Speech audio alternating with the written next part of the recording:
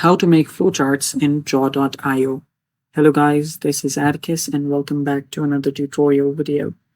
In today's video, I'm going to teach you how you guys can use draw.io to make flowcharts. So before we begin, if you're new to our channel, head down below and hit the subscribe button so you don't miss out on our future videos.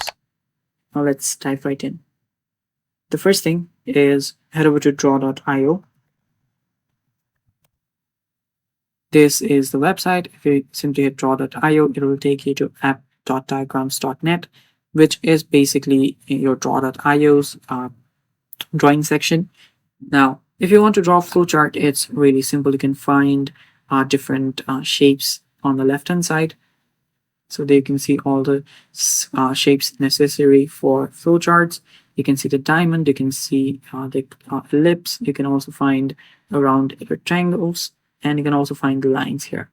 So all you now have to do is just start. So you can choose the oval to start your flowchart, and you can also type on it by double clicking on it.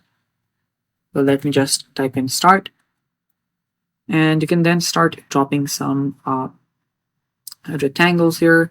You can use your rectangles. You can use your parallelograms. You can use these lines to indicate different points here. You can see the point automatically just joins with the shapes. You can see the points, you can see the middle of the shape and the edges, and you can line it up as well. So you can do that, and you can also just click on this option right here. You can hover over the shapes and just drag the lines and join it to the other shape. And you can do that too. And it's really simple. All you have to do is bring the shapes in here. You can drag the arrows from the shapes like this. And by doing that, you can just start writing inside here. And after you're done, you can tap on the share button on the top right here. And you can save it to your Google Drive. And it's that simple. Tap on authorize and you're good to go. And that's it for today's video. That's how you create a flowchart on draw.io.